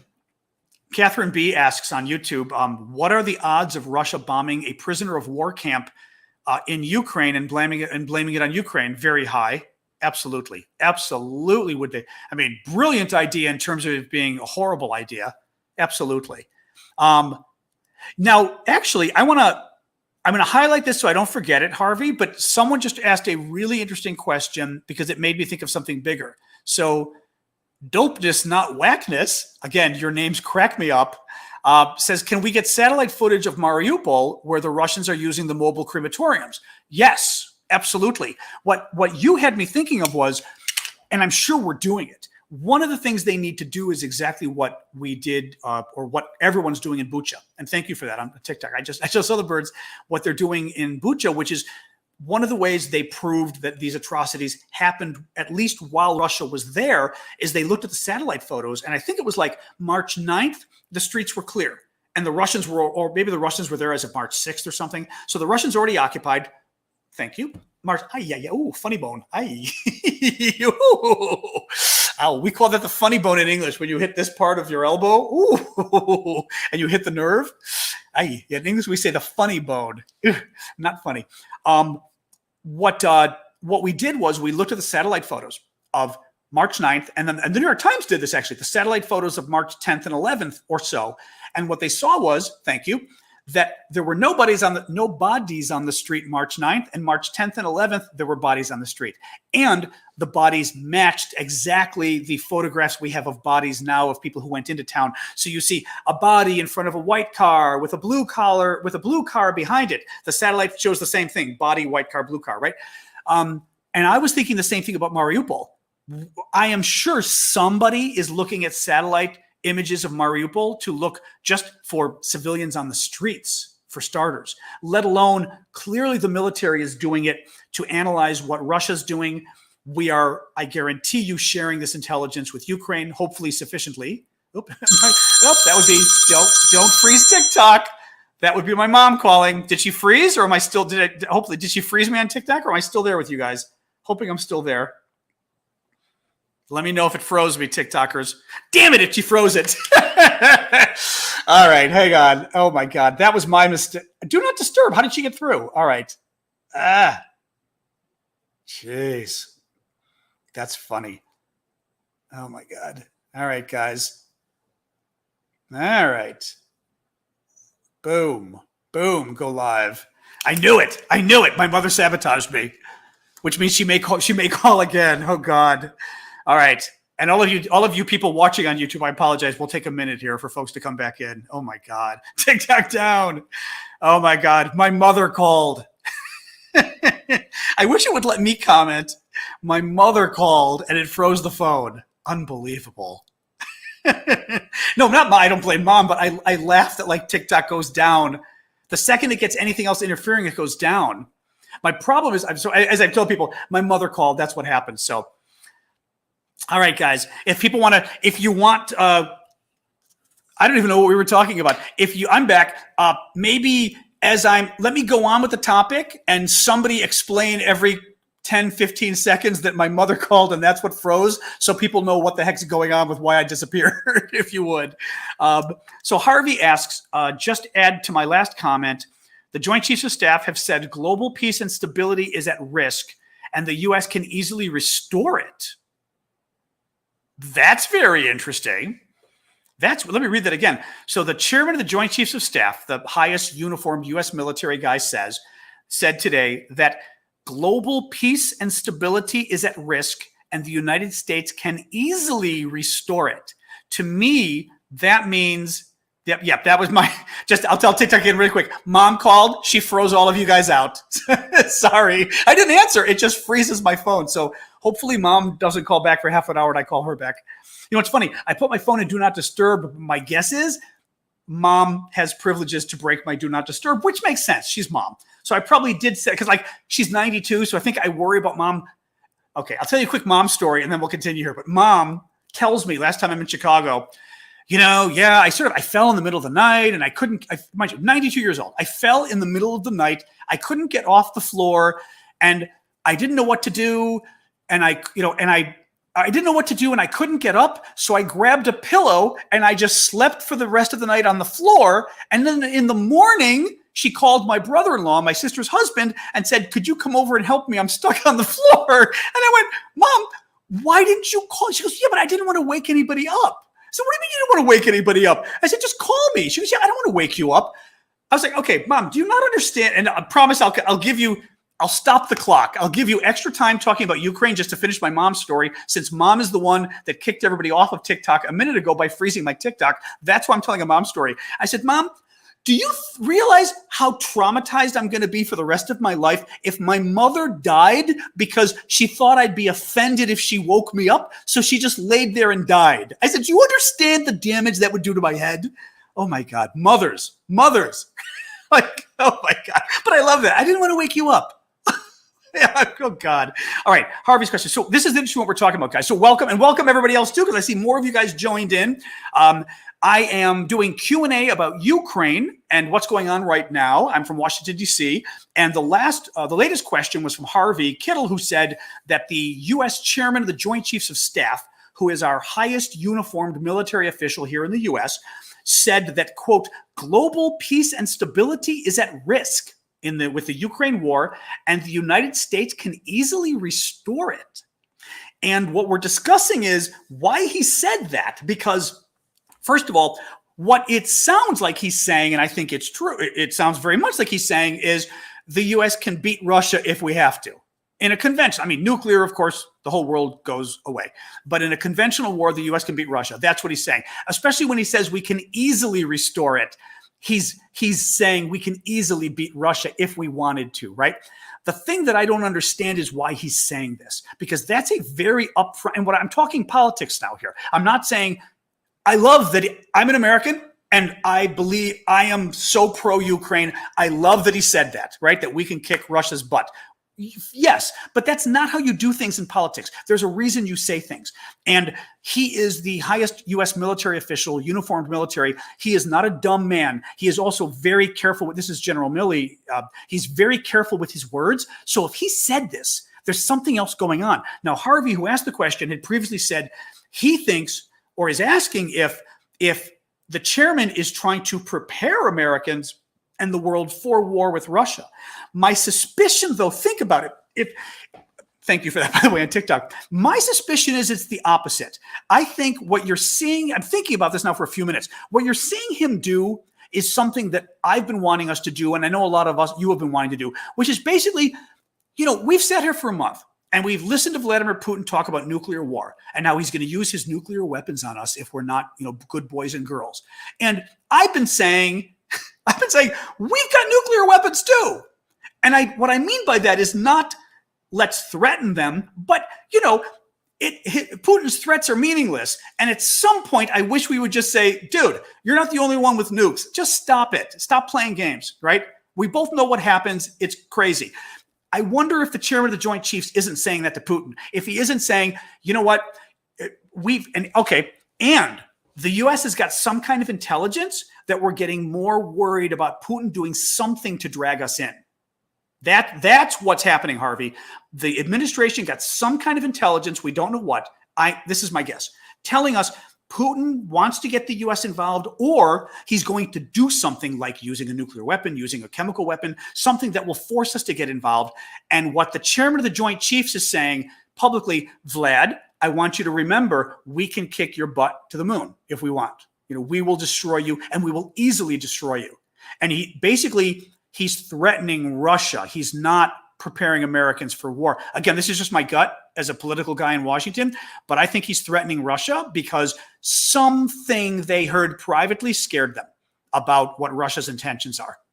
And mind you, take this back to something we didn't discuss today, but something that's been in the news the last couple of days. You will hear it from Ukrainians, and I find it from Ukrainians I know, and my growing number of Ukrainian Twitter friends, including a woman in parliament, by the way, who I had a lovely conversation, Ukrainian member of parliament on Twitter through private message. This is why I love social media. As much as social media can be a horrible place, it's an amazing place for us to be able to come together and do this. The idea that I can get to know a Ukrainian member of parliament online, it's just crazy stuff. In any case, I forgot where I was going with this anyway. That was a tangent. In any case, yeah, I think he's threatening them. I think he's threatening Russia, and I think they heard something bad. That's really messed up. Now, did I miss something else here? Yes. Got another YouTube question or comment. Ben Winiski. I've seen a TikTok, a TT. You guys are funny. A TikTok, I think, from Sasharenko, yellow, in talks. If Russia attacks Ukraine, then China, U.S., France, Canada, Germany, U.S., and Turkey would be there in 24 hours. I've not heard anything like that. I'm not sure who is Sasharello in talks. Oh, and maybe that's the negotiator, maybe? Is that who that is? If Russia attacks Ukraine, but Russia did attack Ukraine. I guess I'm not sure what your question is. You don't have to spend any more money, but feel free to maybe write what you mean by that question, because Russia already attacked Ukraine. Do you mean attacks Ukraine with nuclear weapons, maybe? I'm just not sure what your question meant by that. I'm sorry. Bev, if they attack again, or is it a big attack? Oh, I'm sorry. You were referring to, okay. I'm sorry, guys. Bev is referring to what I was talking about when I got distracted and then forgot it, being my mother. The concern with the people I've been talking to in Ukraine, but also we're seeing it in the media, is that something big is coming, that Putin is planning something big. Now, we do know that Putin wants to win the east of Ukraine, and he wants to take it and make it part of Russia. And there's going to be big attacks there. But the concern is that there's going to be some kind of all-out attack, 100 cruise missiles, I don't know what, whether it's going after Kiev, the capital, whether it's going after Kharkiv, which is the second largest city in Ukraine in the northeast. That's the town of 1.5 million. That is, this far from the Russian border. They're maybe 25 miles. It's nothing to the Russian border from Kharkiv. And the people in Kharkiv, I was talking to Vlad, my friend who's been helping us with the fundraisers. Vlad said the people in Kharkiv are very worried that the Russians are going to basically try to take it in the next week even. They're very worried about in the next 2 weeks. They're very worried. So there has been talk of Russia planning something big, but I don't know if we know. And I don't know about the threats of. Here's the question, okay? Depending what Russia's tongue twister. Depending on what Russia is planning, that will determine whether the U.S., France, Italy, etc., have to get involved more, right? If Russia simply is planning on using a lot more troops, if Russia blows up more factories, I still think our governments are going to say we're not getting involved, other than sending weapons, right? If Russia uses a chemical weapon or a nuclear weapon, then all bets are off. So I would answer that by saying I did not hear that, no, but I'm not sure it changes the equation, because we already know that NATO says at least they're only going to get involved if Russia meaning militarily, if Russia goes for nukes. And chemical weapons, we're going to do something, but it's still not clear what, so I don't know. And Maria, thank you for that, by the way. All right, let me jump to a TikTok question. Unless I missed anything on YouTube, let me know, folks. TikTok questions. And I'm taking your guys' questions about the war in Ukraine. Oops, sorry. Does Putin have serious health issues? Maybe, Kyle. It's a good question. We've talked about it in some of the other shows. Kyle Dubin asks, do you think Putin has serious health issues? I explained before how a friend of mine here in town who has some experience trying to figure stuff out thinks that Putin is, 1, an alcoholic, and 2, is doing steroids to possibly help his chest, possibly after effects of COVID. That he may have long COVID, he may have gotten lung damage from COVID, and is doing steroids to try to open up his lungs. And, steroids are not a good thing to do long-term. And they're also dangerous when you mix them with, if you're an alcoholic and you're mixing it with nonstop alcohol. So that's some of the thinking. There's also been talk, there was an article the other day, I forget where, but talking about whether Putin had some thyroid oncologist, in other words, a doctor specializing in thyroid cancer, who visited him like 35 times over a 5-year period, which would be, it was something like, over a 5-year period, maybe? I think it was 3 or 5 years. It was a lot of visits. So kind of suspicious, but he could be. Now, Putin apparently was always paranoid. Oops, I knocked my phone. Every time I hit the questions, I knock you guys. Putin was always paranoid. So his paranoia now would not have, he's paranoid anyway, but if he were sick, it could be making him even more, even loopier, which makes him more dangerous. And if that's the case, then that may be why, Biden and others are worried about whether Putin would do something stupid, because if he doesn't have all of his faculties there. Dylan Bentley asks, and I'm going to sip of water, and then we'll take Dylan's. Genuine question. Why are we so worried about individual soldiers' war crimes if they won't be held accountable without direct intervention? Will this lead to intervention? Well, I mean, one, you never know. First of all, if you're able to document enough of the individual soldiers, thank you for that. You're documenting the country itself committing war crimes. That's not a bad thing for the history books, I think. Now, it's not like Russia gets embarrassed, but I think just for history's sake, you need to document it. Now, the individual soldiers, if they were indicted or an arrest warrant were issued, you'd still have to get jurisdiction over them, which is not easy. They'd have to go to a foreign country, that by treaty has agreed to extradite them. The other problem is a lot of these guys are from the middle of nowhere in Russia. Thank you for that, TikTok. Are from the middle of nowhere, Russia. I doubt they're visiting a lot of, Ukraine is probably as far as they've ever gone to a foreign country, I feel like, So, I don't know that the documentation of them leads to intervention, because think about it this way. In Bucha, for example, proving who did the crime doesn't really change the fact that it looks like several hundred people are dead at the hands of the Russians. Thank you for that. And in other words, we already know that the Russians killed seemingly maybe hundreds of civilians. That is what could have gotten us more involved. That fact right there. Not the fact of, we found out that a guy named Sergei is the one who did it. That doesn't up the ante for us getting involved. Now, what does potentially is all of a sudden you find out that the guy responsible is one of Putin's 20 generals running the war. That gets a little more interesting, right? Or the order came down from Putin, or this, from Putin saying, kill the civilians. I don't know that we'd get proof of that, but that kind of proof would be interesting. But, you have to do it anyway. You have to do it in the hopes that we can hold these guys accountable. And I think for history's sake, there's nothing lost. Nothing lost in collecting the evidence. Because, for example, the investigators that are going from The Hague, this is their job. So it's not like they'd be picking up a gun helping Ukraine fighting otherwise. So I'm saying there's no cost benefit really problem here. It's not a zero sum game. We might as well investigate. But good point. I mean, it's not clear if anything will come of it, right? Oops, did I have Dylan? Oop, I didn't. Did I miss one? Okay, be kind. What question did I miss? Here we go. Cattle. I remember you. Do you think this is the start of a second Cold War? Yes. Or the start of World War III? No. It's absolutely the start of a second Cold War, I think. I mean, again, any of us could be wrong. But this is, Russia is back. Russia is dangerous. Europe is threatened. Thank you for that.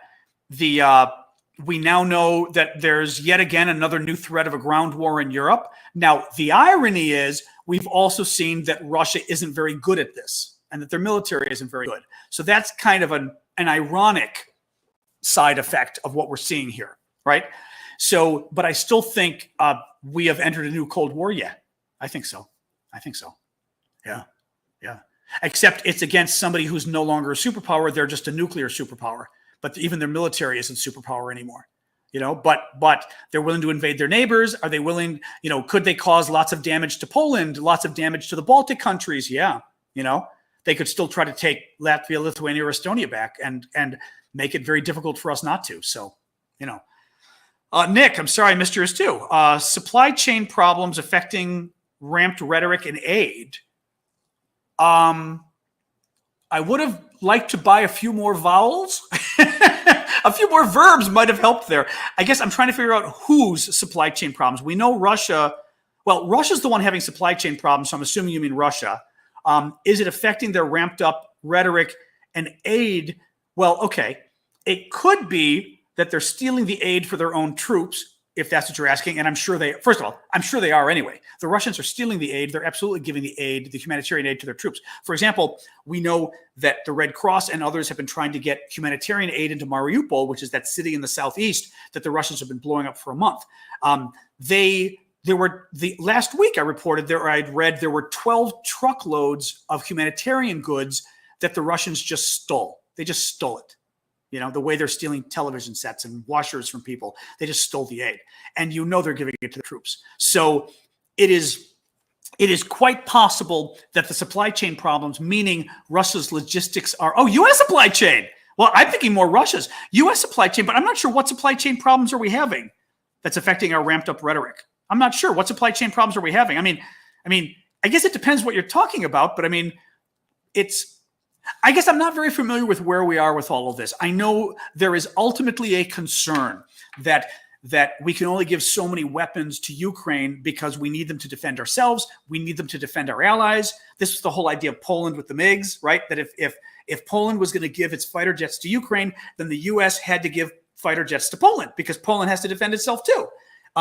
So at some point you run into a problem where there aren't enough planes to give, or are there enough javelins or Stinger missiles to give Ukraine? There was another, what was it? 100 million javelins, I think. $100 million of javelins, which I heard was it 500 javelins? It was a lot. Because General Hertling was saying on TV today that it was a lot that we were giving them. But he also was saying that I think we produce 6,000 a year. So that was already a lot of our supply that we've given them to the Ukrainians. And the problem becomes that we only have 6,000 a year we produce totally. And we kind of need them in Europe. We need to defend. We need to keep some in case there is a larger war with Russia, or in case Russia does at least go after the Baltic states. I don't think that's affecting, I don't know. I guess it could be. It could be affecting our rhetoric. But I tend to think our rhetoric is more an indication of us seeing things going on over in Ukraine and in Russia, and intelligence we're picking up and things that are concerning us. And we're feeling like we've got to get louder and louder so Russia hears us, that they better watch it. That's my gut on what I'm hearing. That's okay, Nick. I tried to buy a vowel, but That's okay. It was cute. Sorry, let me do we'll go for just another minute or two, guys. And then I will do a TikTok question here.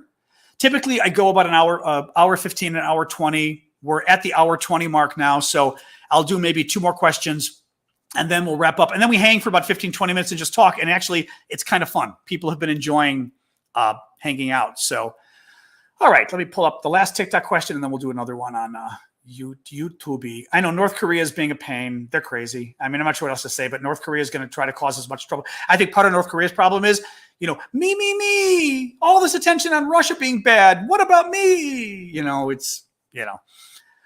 UN vote on Russia is tomorrow, and it is a vote to remove Russia from the United Nations Human Rights Council. So like from one of the committees within the UN, in essence, that they're voting on, and that's tomorrow.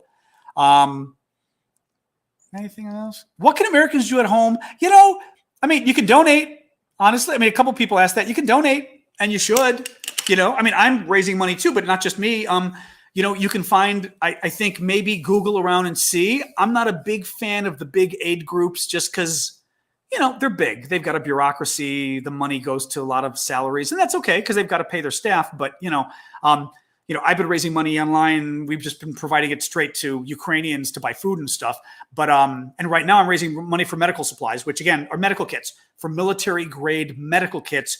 They're $105 each. I'm buying them off Amazon and shipping them to, the crazies are here again. Why do they always wait until an hour into the show to hit us with the craziest spam? So bizarre on YouTube, crazy stuff. But I'm buying medical kits with your guys' donations. We've already got $5,000 in donations over the last day, not tax deductible because these are just gifts you're giving, and I'm buying them and shipping them to a Ukrainian American organization that is shipping everything to Ukraine, I think via Poland. And anyway, already bought 43 of the medical kits, and these are super duper military medical kits, the kind of kits that the soldiers will tie onto themselves so that, they lose an arm, they lose a hand, they, a bullet wound, it can help them with, they're way nicer than something you have at your home. That's why they're $100 each. Anyway, I bought 43 this morning. I've got another 1,000 that you guys gave, putting us to maybe 5,500. And I'm going to spend the other 1,000 in the morning once I see how much more you guys send. But if you want to keep donating and helping, but again, donate anywhere. You don't have to donate to my thing. Donate anywhere, but I think donating is the most important thing you can do. If you want to donate to my thing, go to my profile, hit in my TikTok profile, the link that says beacons, click that, and the very first item will tell you how to donate. And what's nice is, even though it's a PayPal thing, you don't have to have PayPal. You can just use your credit card. So if you want to donate to that, 100% of the money I am using to buy these kits, they're going straight to a Ukrainian organization near New York, and they've been shipping tons of these things every week. So, but otherwise, I find somebody you can donate money to. I think that's the quickest and easiest thing. Thank you for that on TikTok, by the way. Biden's speech in Pennsylvania today referenced Russia versus USA. Oh, that's interesting. But what did he actually do, Renee? If you can just feel free to just type in the regular comments. What more did Biden do? Oh, does that tiny URL work to take you? Okay, if it takes you to the thing directly, that's great. Be kind. Thank you. It is a long link, actually. You're right. Thanks for that. But yeah, Renee, I'm not sure what Biden said, but it's interesting that this is what's interesting. What is interesting about Renee saying this is, if Biden today referenced Russia versus the U.S., in terms of this conflict, that's interesting because he's been trying not to personalize it as something of America versus Russia, because Putin wants it to be perceived as America versus Russia, because that makes it easier for him to sell it at home, right? Evil America, the only reason we're losing is because of evil America. So I'm intrigued that Biden would say that. Has to be something going on. You're right. This is what I will say this with Biden, and then we'll see what Harvey was saying. There is something going on where Biden's rhetoric has changed over the last 2 weeks, and it's gotten much tougher and much angrier and much more confrontational. And it's intentional. I'm not sure why. He's doing it on purpose. And just pay attention, because something's changing with regards to the U.S. attitude towards this war. And usually that means a change in policy coming, even though they're denying it. Javi, what are you saying? Actually, Vlad did a food. I don't know about. Hold on, Vlad did a food run today, though. I don't know about that. ISA investment, mainly investments for students. ISA investment, I don't know what that means. And your people are down. Okay, Harvey, I have no idea if you just had a pint or what. What does that sentence even say? ISA investment, main investments for students, and you people are down 7% since the beginning of the Ukraine war. So you think Europe will reduce sanctions and aid due to military sanctions? Okay, Harvey, I have no idea what that sentence said. Feel free just to type, feel free to type that up in English, as we say. But I mean, you don't have to pay for it, obviously. Just put it in the comments. Put it in the comments, Harvey. I have no idea what that means at all. None of that sentence makes sense to me. Write it again, totally different. I'm your editor now. Write it, totally different. Cats. And like I said, as soon as you guys finish with these super chats, then we're going to wrap up. I'm just reading this off of YouTube, guys, just so you know. I've got YouTube open at the same time you guys are here, because that way it allows us to record this, and it's on YouTube afterwards for folks in Europe, for example, where this is a little bit late. When is Vlad going to need more money for his hotel? I don't know. He's been okay. Thank you for that, Kat. Actually, Vlad is the person who was in the photo today. I posted a video that we just bought $1,000 more food in Ukraine that's going to Kharkiv via, I'm not going to say via how, just to be safe, but he bought another $1,000 worth of food. And that was Vlad in the picture next to the trunk. He's also got food in his front seat, food in his back seat. It's a lot of food. Last time $800 of food was around 900 pounds of food. He said it was like 440 kilos of food. So now he's got $1,000, which means probably 20% more. But he's doing okay, I think. I mean, he needed $2,500. That was our initial fundraiser. We did that. You guys obviously got way more. So Vlad got the money he needed, and then the rest have been for everybody else. He says he's okay. So, he should be fine. I mean, the thing with Vlad too is, Vlad, part of the problem is that Vlad is still owed money for work, but he works as internationally as like a consultant or whatever. The money's not coming because the companies can't get the money into Ukraine. So it's been just a disaster. Like literally he had no money. And his family was internal refugees, and they couldn't even pay for the hotel. I mean, it's like it's this. Imagine a war. I mean, I worry about that for all of us too. Like, imagine a situation where you can't access your money. The money machine doesn't work. The ATM, the bank machine, and how much money do you keep at home? You have no money. All the stores then require cash, and you don't have cash. And because all the stores are requiring cash, you run out of your cash in a couple of days. That's the other thing. I never use cash here. Never. I mean, I carry it, but I never use it. If stores required cash for everything I do throughout the day, oh my God, that would be terrifying, All right, if I am caught, I'm sorry, Harvey. Was Harvey going to explain his question in English again? Harvey?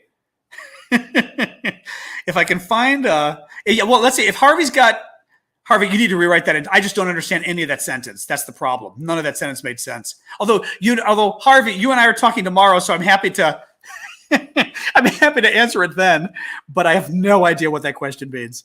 All right, guys. Well, I mean, I'm going to hang for a little bit anyway, so if Harvey can regroup. Otherwise, thank you for joining us. We're going to hang for another 10, 15, probably 10 minutes just to hang out. Thank you. Somebody on TikTok just donated. Thank you so much to the medical kits. Yeah, like I said, 100% of the money is going for the kits. I promise you. I put up the receipt, so to speak, on TikTok this morning that shows the 4,500 maybe? I forget what it was, but it's on there.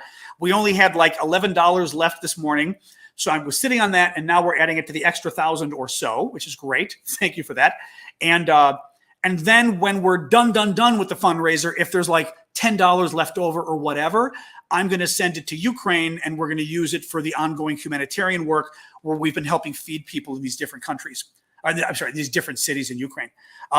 But feel free to just hang with us. I'm still going to answer Harvey's question because he thinks thank you, by the way. He thinks he rewrote it in good English. Let's see. Oh, and Leon, okay, as I always say, if you throw in another super chat, I will answer. All right, hold on, Harvey. Let me look at Harvey's first, Leon. ISA investments, the main investments for students and young people in Europe. Okay, I didn't know that. Have just gone down 7% since the beginning of the war. Oh. Do you think Europe will reduce sanctions due to economic sanctions or economic pressure? You did just have a pint. I knew it. And you're British, like it's a guess, but I mean, or who knows, Kittle. I don't know if that makes you Scottish, or Irish, which is even worse or something. But in any case, so some kind of investment thing that you guys invest in, my guess is it almost sounds like a mutual fund or maybe some other thing, but it's gone down 7% since the beginning of the war. That, my guess is what you're asking is, could that put, in other words, okay, let me make this a more general question.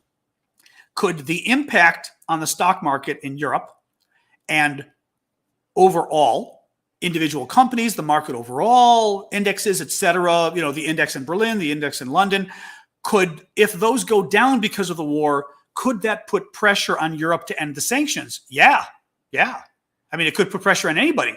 If enough businesses say we're being hurt. I mean, look at it in reverse. This is the problem of trying to get oil and gas boycott of Russia.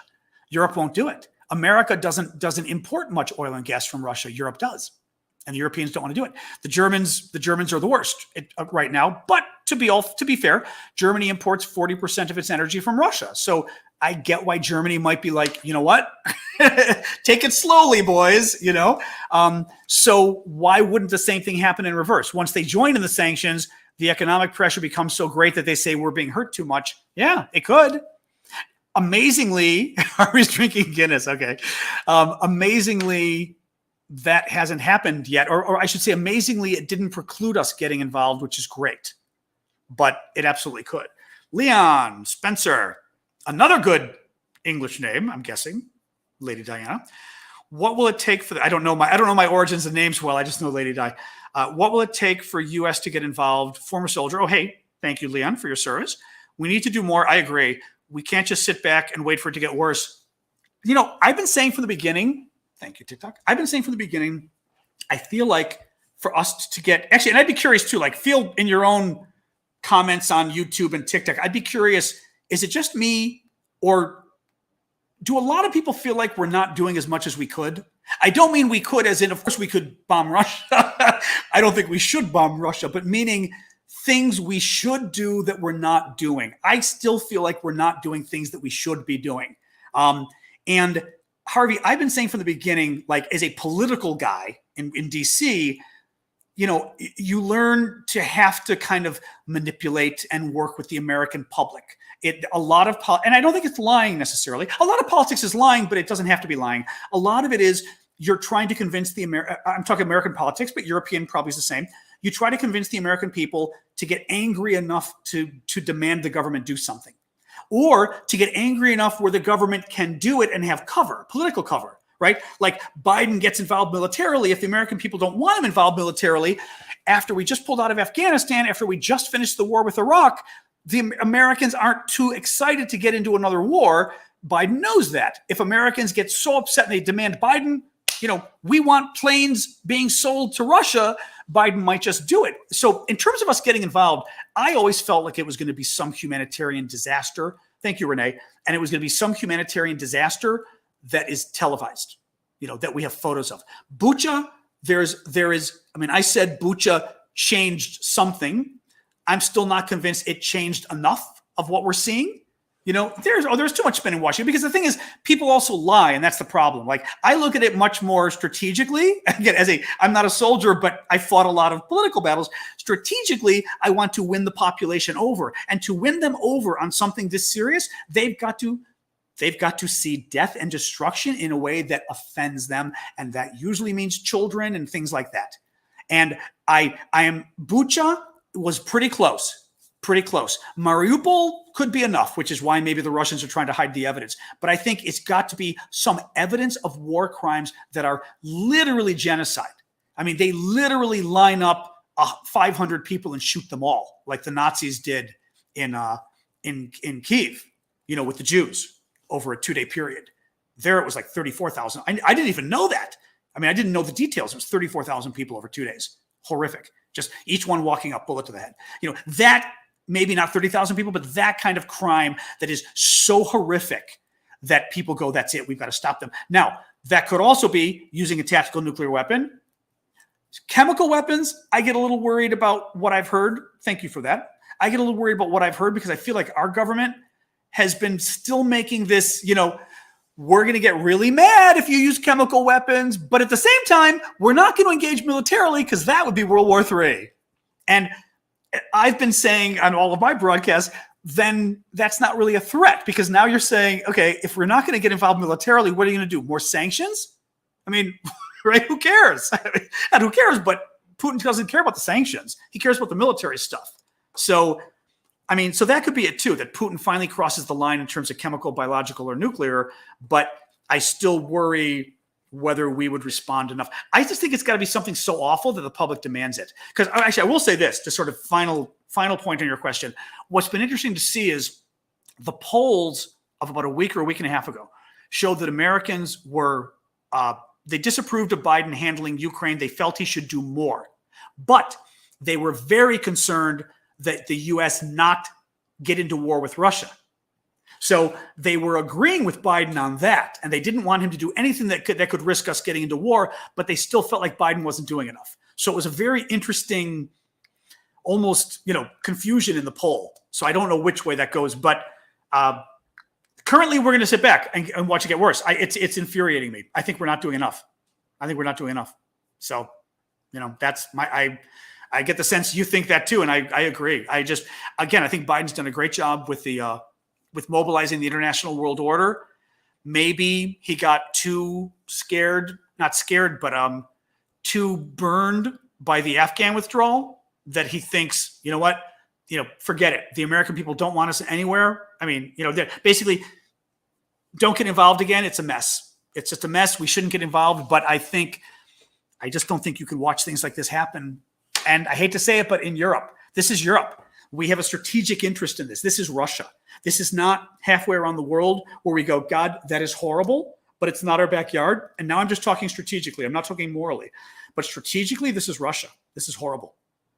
And they're going to go after Poland or somebody else next. And it's eventually they'll go after NATO or who knows, and these kind of crimes too. These kind of crimes just can't stand. We can't stand for this. It's the year 2022 or whatever. But any case, all right, no more questions. Thank you. More TikTok things that are funny. That I like. No more questions though. All right, guys. Well, I went longer because you only had one other day where you did that to me with the super questions. You did them right at the end, and it was like, stop. And the duck. Thank you for the duck. Sasha reports. Sasha she moved. Not sure right now. She might be in my bedroom. She'd gotten out of her bed so that her blanket is like on the floor, because she's funny. She walks. She's 10 pounds, my dog, but she walks, and the blanket trails her from behind like she's the queen. So it's like draped over her, and it just goes like 3 feet behind. It's very funny. Earlier today, she went to the front door to bark at somebody, came back to be at my desk, which is back here, and she still got the towel all over her. So she lost the towel when she was moving. So, but at least there's no rain. Tomorrow we've got rain again, so I've got to worry about Sasha getting a little scared again. Thank you for that. I did see that on TikTok. Oh my, what else? Anyway, how do you keep care of your plants? My plants, I love my plants. Actually, I've got a very good friend who comes when I'm away, because I'm going to be at Mom's in about a week and a half. I'll go to Mom's for the month. And then my friend lives here, so that way it stays nice and safe. I'm Greek. I don't know if you're talking to somebody else about being Irish, maybe. Probably, I'm guessing. But my friend Damien comes and house sits. So he watches the apartment, waters my plants.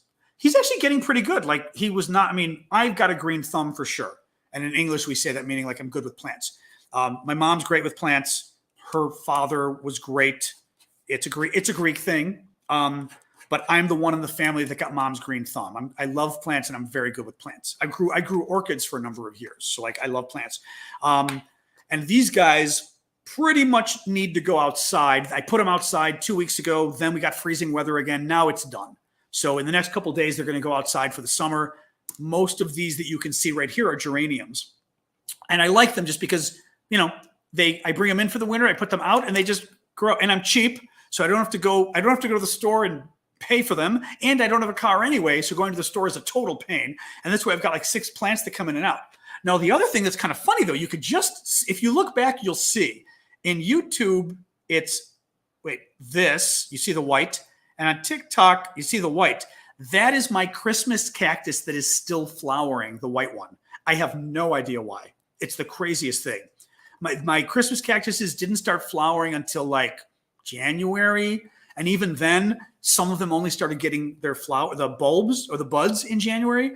And then they flowered like February and March. It's crazy. I mean, my Christmas cactus is still having flower in April is insane. But it's a beautiful white Christmas cactus I got years ago. I gave it to my mom, and then I bought thank you for that. I gave it to mom, and then I got cuttings off of it, rooted them in water. I just do it in water. It works. Usually works. It doesn't always work. And planted it. And now it's a nice plant. It flowers very well. So no, that's a fair point. Sorry, Tommy. I don't want to get into all the details, but it's a fair point. I mean, Tommy is saying actually, I'll tell you, TikTok folks. Tommy Cartwright is saying, for everyone saying we need to be more involved, have any of you been in the military? I'll put up all of three's Tommy's thing. I was in Iraq and Afghanistan, and war is something that never leaves a person that was in it. Absolutely. If you feel so strongly about joining, are you ready to join and go over there or sacrifice your loved one for this? No, I mean, it's a fair point. It's a fair point. Tommy, the only counter argument I would make to that is I don't want to fight any war. You know what I mean? I don't want to be in the trenches. That would horrify me. And I certainly wouldn't want my loved ones there. But does that mean I think all war is wrong? No. You know? I mean, if I were Ukrainian right now, I wouldn't have a choice. And I wouldn't have a choice if I had a kid, right? Who was in their 20s or whatever, if I were Ukrainian and the Russians invaded. So like, that's my only disagreement with that argument is that nobody would want it, you know, but it doesn't really mean we shouldn't. It means correctly that war is horrible. That's a damn good point. I mean, but that it's more horrible than you can imagine, and you've got to take that into account. And frankly, it's a good point though, because those of us who haven't been in the military don't know what that means really to be like how bad it really is and what you're doing. Because actually, my God, I think of Iraq too. My God, with Iraq and Afghanistan, the number of men and women we circled through Iraq and Afghanistan, my God. I mean, whether it's the injuries, just psychologically, I can't imagine like for some of these troops, Iraq especially, you know, worrying every day about whether you're going to get killed. If I worried one day about whether I was going to get killed, I'd be a mess psychologically after that. I can't even imagine like spending a year, you know, worrying about or hearing bombs go off in the PTSD and everything else. So no, it's a fair. So anyway, I'm not disagreeing with you. It's a fair point. It's just I would never want to sacrifice family to do it, and I would never want to fight ever. But I would. The question then becomes: would this be the one? Yeah. If I were Ukrainian, yes, I would risk my life. I wouldn't want to, but I would risk my life, of course. You know, but I wouldn't say of course, I guess, because we don't know till we're there. But I think so. Lori. Send you a question on Instagram. I don't check Instagram a lot, but I'll check. Interested in your thoughts. Okay, I'll look. I don't go on Instagram that much, and I don't check the well, if I'm there, I try to check the things. Actually, after I think the first time we were on maybe I don't know, one of the first times we were on something, everyone flooded me with comments there, and I was like, oh, Instagram. So, oh boy. If I'm going to the wrong thing, you're not going to do. I'm going to do the lives. I'm going to do them at Mom's. Oh, sorry, that's a good question. Yeah, I'm going to keep doing them at Mom's. The lives. May not be as funky as my apartment with the cool blue lighting, but Sasha will be there making lots of noise. I promise. I'll just have to lock myself in the room upstairs probably for an hour or two. It's not going to be as pretty. I'm probably going to have a blank. I've been thinking in my mind about where I'm going to. Because actually, what I'm probably going to have to do is. I have an extra microphone because I use my big boy microphone here. That's for YouTube. For TikTok, I've got this microphone on my lapel. That helps actually. If you just do the phone, it's okay, but this actually makes it less like, whoa. But I probably am going to get another ring light just because you need it, you know? I mean, you don't realize it because like my apartment has lots of good lighting, but not where I want to do this. It has good lighting like during the day by the window, but everywhere else is terrible. So I'm going to need a light at Mom's to do it. So I've got to get that, a couple things. And then, yeah, I'm just going to continue doing it at Mom's. You know, the day I travel, I'm traveling on a Sunday. That day, let's see. Actually, that day I'll probably skip because also that day I'm not going to be as up on the news because I'm traveling and I'm going to be tired after traveling with Sasha because I travel with Sasha too. So it's all the more like stress of the traveling with the dog. So I'll probably skip that day and the next day we'll start. And who knows? I don't know. Maybe. Well, it's Chicago time too, so it's a little bit earlier my time. I don't know. I'll figure it out. But yeah, I'm going to keep doing it. I think it's a month, 3 weeks or a month, probably a month. But I even thought of like shortening my trip so I could do this. And I was like, okay, don't shorten your trip seeing your 92-year-old mother for TikTok. So I was like, all right. But no, I'll just do it for moms. It'll work. Because I don't want to do it downstairs at the big desk because then mom can hear me. And I really don't want like everyone listening to me do this because I still feel like I'm talking to nothing. I mean, I know I'm talking to you guys, but I don't want them like watching.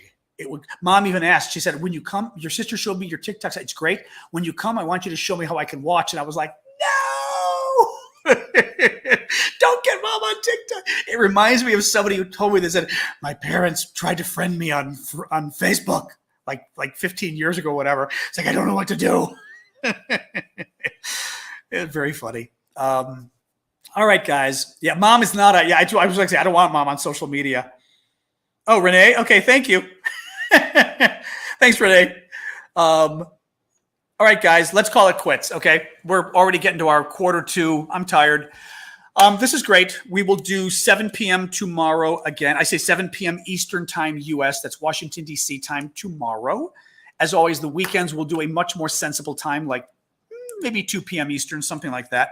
But that way for the Europeans and a number of you, it gives you a different time. But thank you all so much as well. This has been fun. As always, I love that we still get like a good, I mean, you guys are actually good number of YouTubers hanging out as well. A little more than usual hanging out at this hour. And on TikTok, we still got 1,000 people. It's nice. We get like 1,000 and it's no longer like all the trolls. So it's actually like real people, not just like the, Russia. So, all right. Thanks, guys. Oh, Hunter Biden's laptop. That's for another TikTok channel. We're doing Ukraine for the time being. We're not doing Hunter Biden's laptop. Unless Hunter Biden's laptop is found in Kharkiv, we're not talking about it. All right, guys. Oh, and Chloe. Chloe, yeah, I owe you a response. I didn't hear back today. I wrote myself a new email for tomorrow morning that is arriving in my inbox at 10 a.m. Eastern time to remind me to check on your questions. So I will do that tomorrow. So fret not. And all right, guys. Thank you so much. Yeah, thank you to the moderators again, everybody. And as I said, if you want to donate again for helping the medical kits, go to the link in my profile on TikTok, click it, and the first item will be about the medical kits. You'll see it. 100% of your money will go to the to buying the kits that go to Ukraine. They're medical kits. They're military-grade medical kits to help the soldiers. I mean, they can be for civilians, too, if civilians are hurt in bombings, or the soldiers during the war would literally have it strapped on their body so that if they get injured, for example, the medical kit's right there. Which I didn't realize that's like one of the main purposes is it's literally on their body in case they're unconscious. Somebody can just grab the stuff out of there and immediately, stop the wound or whatever. So they're $104 each. That was the cheaper one. One was One was $120. The one that the Ukrainian group was asking for was $119. And I'm looking at the other options, and one of the other ones was only $104. And I thought, why is this? It's because instead of the color being camouflaged, the color is simply green. So I asked my military friend and I said, okay, does it have to be camouflaged? Like, are we putting them at risk if it's just dark green? And he said, no. So we were able to save $15 a kit, which means already I bought 43 kits. So 43 times 15, $600. That gives us maybe 6 more kits. Am I right on that? I think so. Yeah. Yeah, 43 kits saving $15. That would be $600. So then maybe we got another 5 or 6 kits out of that already. Ha! So I am being my typical stingy self. So in any case, guys, if you can help out with that, that's great. I will put it up one last time for you guys here. I shouldn't even say that. Be kind. You've got it. If you want to throw it in the comments one last time before I go, and then or not before I go, as I go. Actually, be kind. Do you have it? I mean, I can put up my banner. This is. Oops, that's not it. That's the link, although you can't click that link. You can copy it, though. beacons.ai/Aravosis will take you to the donation page. Excuse me. It'll take you to the page of all my links, and the very top link is the donation. You'll see. It'll be very clear. It says medical kits. And the good thing is it's PayPal, but you can just use credit cards. You don't have to use PayPal because a lot of people don't like PayPal. So just use your credit card. So there you go. This is my home. Voila. Yes. Somebody at one point thought it was one of those background picture things. And I was like, I hope that's because it looks cool. My home looks cooler at night because the blue lighting makes this whole cool aura, especially on the phone. The phone does a little cooler than the computer, but yes, during the day it's a little more boring. All right, guys, I'm going to keep talking forever, and I shouldn't because I really should relax. So thank you all, and I will update you tomorrow, 7 p.m. Eastern time, and we'll go from there. All right, and of course, I'll be putting up TikToks throughout the day, as I always do. All right, bye, TikTokers, bye, YouTubers. I will start saying sayonara to the TikTokers. Goodbye. And the YouTubers.